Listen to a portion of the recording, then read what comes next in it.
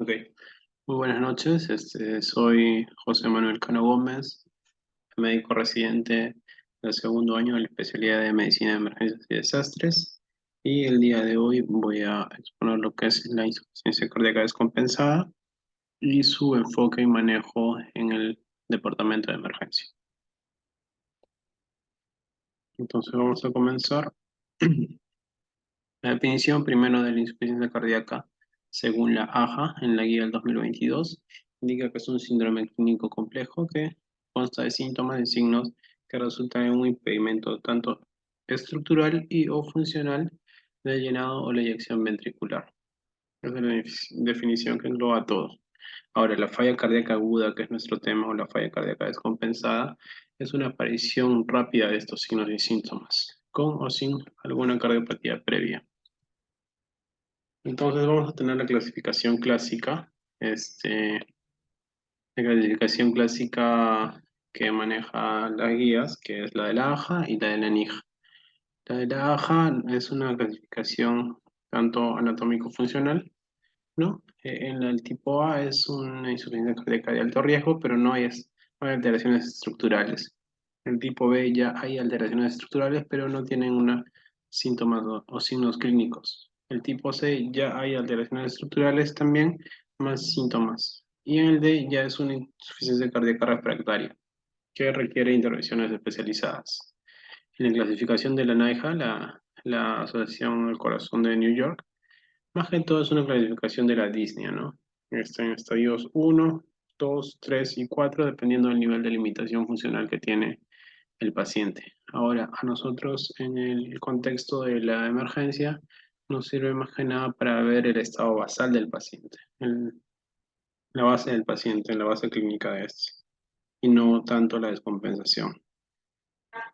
Entonces, la clasificación que más vamos a utilizar nosotros es esa acá, la clasificación de Stevenson, planteada en el 2006, ya, y nos va a servir para diferenciar la falla cardíaca según su presentación clínica, ¿no? Valorando tanto la perfusión como la congestión de esto. Entonces, dependiendo de su presentación y su nivel de perfusión y congestión, se va a dividir en cuatro cuadrantes, ya sea frío o caliente y húmedo o seco, ¿no? Que va a ser A, B, L o C, dependiendo de esto. Mm, Ahora, según la presentación de estos, la clínica va a variar, ¿no? Por ejemplo, si es que hay congestión, es decir, un cuadro húmedo, se va a ver ortopnea, se va a apreciar ingurgitación yugular, ascitis, edema o estertores, ¿no? En cambio, cuando hay hipoperfusión, es decir, una presentación fría, ¿no? Una presión de pulso va a estar débil, somnolencia, niveles elevados de lactato, frialdad distal, etcétera. Entonces, el enfoque clínico que vamos a tener, primero que nada, siempre es nuestro ABC, es decir, asegurar la vía aérea, ver que el paciente esté respirando de manera adecuada y la parte circulatoria esté correcta, ¿verdad? Y si no, corregir rápidamente cualquiera de estas partes. Seguido esto, una vez que esté estabilizado en ese aspecto, seguiría la anamnesis correcta del paciente, este, obtener sus antecedentes, su estado basal nos importa bastante para saber este, cuál es el estado funcional del paciente y junto con la anamnesis es bueno sacar los datos y es de vital importancia sacar datos sobre qué agente ha sido el desencadenante para esta descompensación, ¿no? Porque si bien podemos mejorar los síntomas, esos van a seguir en un cuadro agudo, van a seguir descompensándose si es que no corregimos el cuadro en la entidad clínica que lo ha causado. Seguidamente también el examen físico, teniendo en cuenta, como dije ya, ver signos de hipoperfusión o que valoren la perfusión y que valoren la congestión, como vemos en las imágenes, ¿no? Del pulso débil que ya hemos explicado, la ortopnea, edemas y ingurgitación yugular, que son uno de los casos. Y seguidamente los exámenes auxiliares que vamos a solicitar. Dentro de los exámenes auxiliares nos ayuda bastante, bueno, nos ayuda la placa de tórax, ¿no? Que podemos ver que tiene en estas líneas de Kerley que se pueden apreciar una también un aumento en el ratio cardíaco-torácico, ¿no? Se puede apreciar en esta imagen. Ahora, a veces no se dispone o se demora un poco de tener la placa de tórax. En el servicio de emergencia tenemos a la mano los ecógrafos, ¿no? Y los ecógrafos podemos aplicar y podemos ver rápidamente, por ejemplo, en la imagen de la derecha, vemos una ecografía pulmonar, donde vemos la presencia de líneas B, que nos sugiere edema o congestión en este caso, ¿no? Que hay más de tres, que ya nos indica esto. Y en la ecografía cardíaca a la izquierda es un eje corto, que nos indica la contractibilidad disminuida, ¿no? Del corazón, que está generando también una falla. Ahora, el modo de tratamiento, ¿cuál es el enfoque de este? Es dependiendo de los cuadrantes también de Stevenson, y este diseño de terapia está desarrollado por él, ¿no? Este va en, es pasar del estado frío al estado caliente, es decir, mejorar la hipoperfusión primero y seguidamente del estado húmedo al estado seco. Primero corregimos la hipoperfusión y después corregimos la congestión. La hipoperfusión lo vamos a corregir con inotrópicos o con vasoactivos o con vasopresores, perdón, según necesidad. Y la congestión ya sea con diuréticos o con vasodilatadores. Nos hemos dividido, bueno, en la exposición para el manejo en emergencia se ha dividido el manejo en la primera hora, durante el primer día y durante la primera semana. En nuestro caso, obviamente nos vamos a abarcar sobre todo en lo que es la primera hora y en el primer día también, ¿no?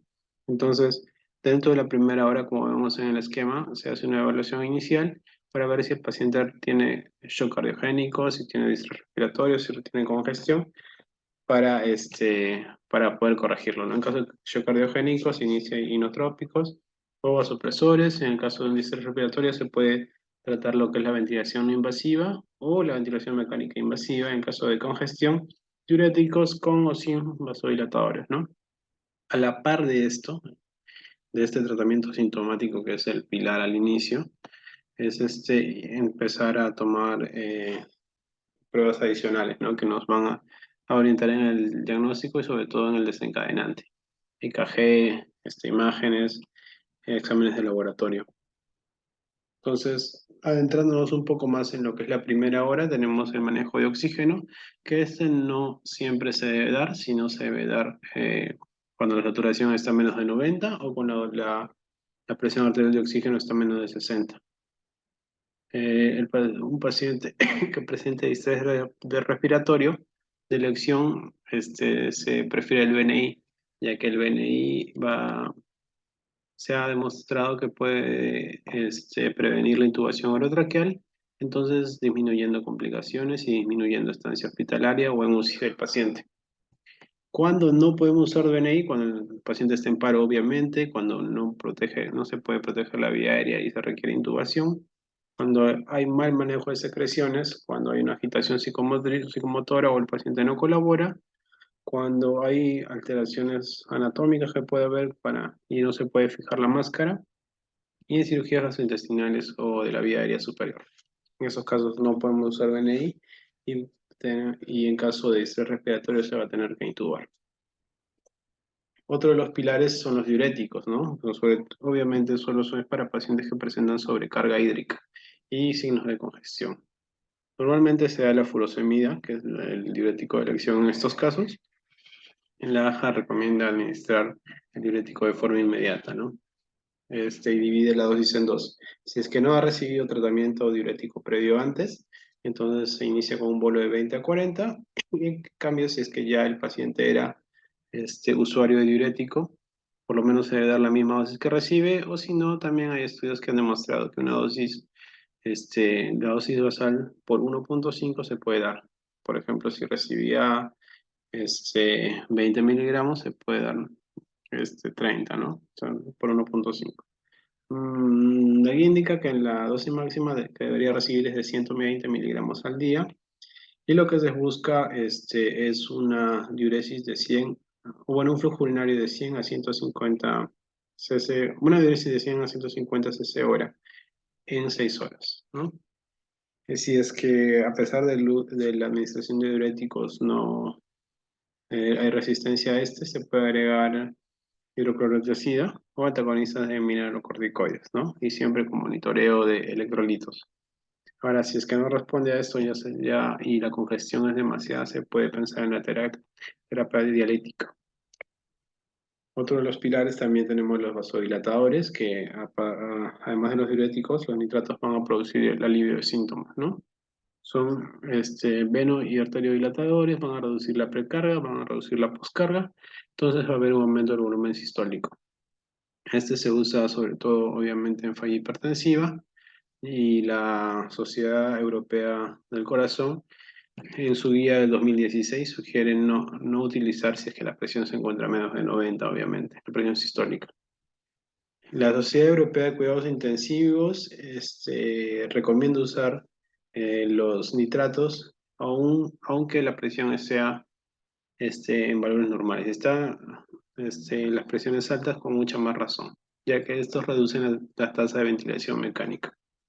Ahora hay estudios como el True Heart Failure y el Relax Acute Heart Failure 2 que se evalúa con nitratos que son la ularritida y la celerraxina. Sin embargo, y no evidencian mortalidad en 15 días y 180 días, según de cada uno. Y los nitratos obviamente no están indicados en shock porque van a disminuir la perfusión igualmente o en la falla cardíaca derecha o en pacientes que han recibido inhibidores de fosfodiesterasa. El inicio de la dosis que debe recibir de nitratos en infusión es de 10 a 20 microgramos por minuto y la dosis máxima es hasta 200. Por último, en el manejo de la primera hora, obviamente hay pacientes que pueden venir con falla y chocados, ¿no? Hay un patrón frío en el que van a necesitar apoyo tanto de inotrópico y de vasoactivo. Como dije, esto se usa en caso de hipoperfusión, en casos de shock, y el objetivo es aumentar la perfusión de órganos vitales, a costa un poco también del aumento de la poscarga del ventrículo izquierdo, ¿no? En el caso de las guías sugieren el uso de la noradrenalina más un inotrópico, a la cabeza la dobutamina, ¿no? Entonces esto es generalmente en una falla cardíaca avanzada en la que el músculo cardíaco ya no tiene una contractilidad adecuada. Acá en el cuadro de la derecha podemos ver las dosis, pero como dije, los de la acción para el vasopresor es la noradrenalina y para el inotrópico es la dobutamina. También hay una mención sobre los opiáceos. Los opiáceos pueden aliviar la disnea, pueden aliviar la ansiedad y se puede usar como sedante para administración de ventilación no invasiva. Sin embargo, está asociada a una mayor frecuencia al uso de ventilador mecánico, a una hospitalización más prolongada, a una tasa mayor de ingreso a UCI y una mayor mortalidad.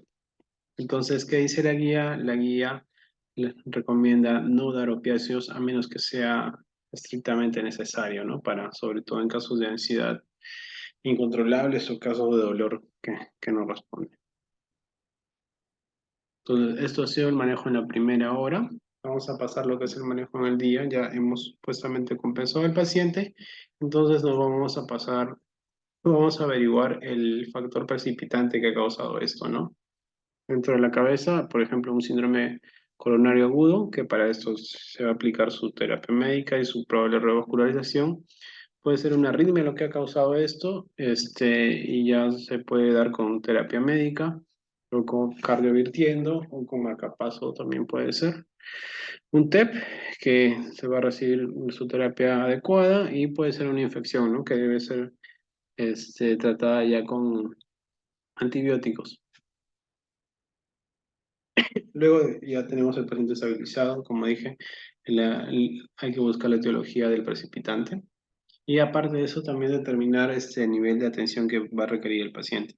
No todas las fallas cardíacas descompensadas van a terminar en ventilador, algunas solo van a requerir por ejemplo, apoyo audicionatorio de uso convencional, ¿no? Con una cánula binasal y va a estar tranquilo el paciente. Entonces, tenemos que saber cuándo un paciente está yendo bien y cuándo va a requerir una evaluación para que, por ejemplo, se pueda ir a la UCI.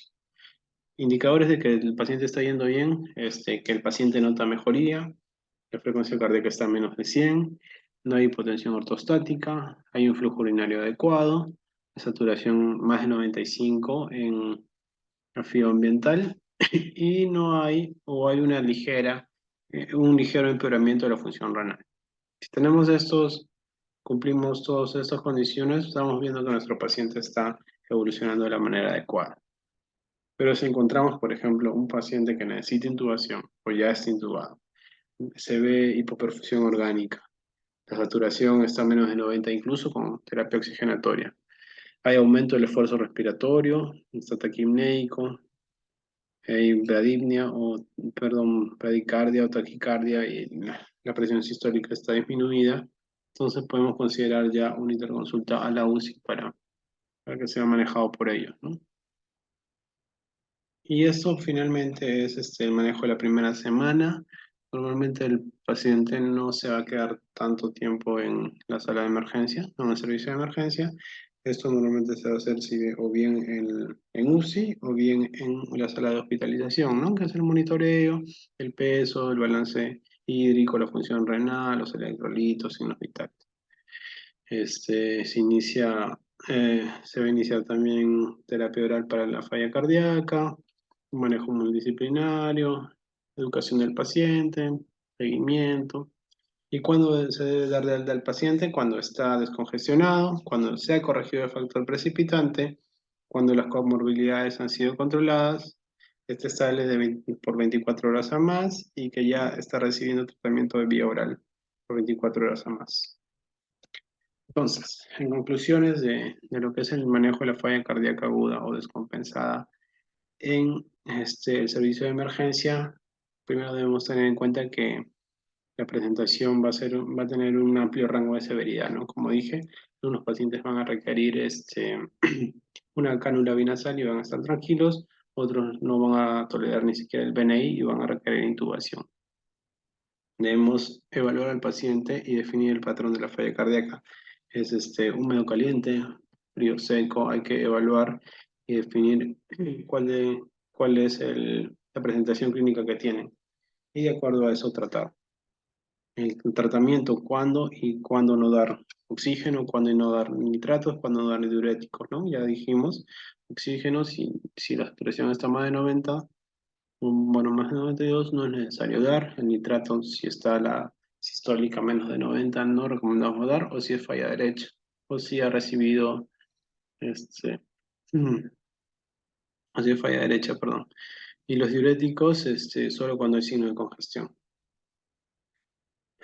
Eh, Hay que ponerle vital importancia a buscar el factor desencadenante, porque esto debemos corregirlo, ya que si no lo corregimos, el paciente no va a mejorar. Y vigilar la evolución del paciente en las primeras horas y definir qué tipo de cuidado va a necesitar, ¿no? Si el paciente está evolucionando bien o no está evolucionando. Eso sería todo. Muchas gracias.